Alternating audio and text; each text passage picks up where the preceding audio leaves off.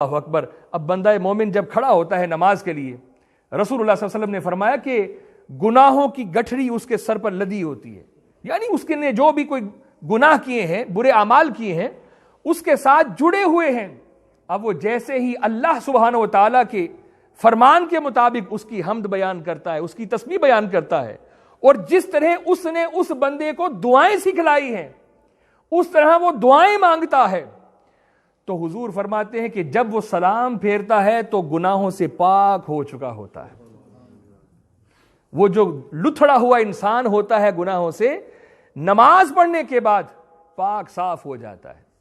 اب یہیں پر میں عرض کروں میرے بھائیوں، ہم نماز کے اندر دعا بھی مانگتے ہیں، لیکن اکثر یہ دیکھا گیا ہے کہ ہم ایک ہی دعا مانگتے ہیں، وہ آخر پہ جا کے رب اجعلنی مقیم الصلاۃ ومن ذریتی ربنا وتقبل دعا یقیناً ضرور مانگنی چاہیے، لیکن اس سے پہلے بھی حضور نے کچھ دعائیں مانگی ہیں، اور خاص طور پر نبی کریم صلی اللہ علیہ وسلم نے ارشاد فرمایا کہ جب بندہ نماز پڑھتا ہے تو سب سے بہترین جو حالت ہے، جس حالت میں بندہ اپنے رب کے قریب ترین ہو جاتا ہے، وہ حالت سجدہ ہے۔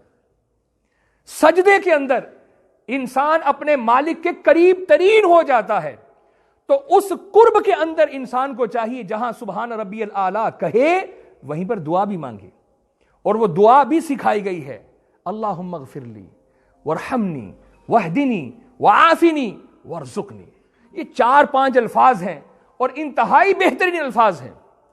دیکھیں جب اللہ کے قرب خاص میں کوئی بندہ یہ دعا کرے کہ اللہم اغفر لی، اللہ مجھے معاف فرما دے، اللہم اغفر لی، اے اللہ مجھے بخش دے، میرے گناہوں کو معاف فرما دے، وارحمنی مجھ پر رحم فرما، واہدنی مجھے ہدایت عطا فرما، وعافنی اور مجھے عافیت دے، یہ جو فتنے ہیں ان سے مجھے محفوظ رکھنا، وارزقنی اور مجھے رزق حلال عطا فرمانا۔ تو اللہ کی رحمت سے پورا بھروسہ ہے کہ اس قرب خاص کے اندر انسان جب دعا مانگتا ہے اللہ تعالیٰ اس کی دعا کو قبول فرماتا ہے۔ اور میرے بھائیوں، جب اس انداز میں ہم نماز پڑھیں گے تو انشاءاللہ آپ یہ تجربہ کر کے دیکھیں، ذہن ادھر ادھر نہیں پھٹکے گا۔ آپ جب یہ تصور باندھیں گے کہ اس وقت جس حالت میں میں ہوں، میں اللہ کے قرب خاص میں ہوں، میں اپنے رب کے قریب ترین ہوں، تو ذہن بھلا ادھر ادھر کیسے بھٹک سکتا ہے؟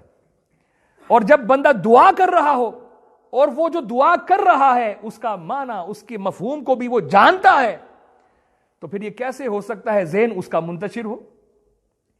اور یہی وہ نماز ہے جو اللہ کو مطلوب ہے بندے سے۔ ایسی نماز جو غفلت میں پڑھی جائے، ایسی نماز کا پھر کیا فائدہ ہے؟ وہ پھر اٹھک بیٹھک ہے۔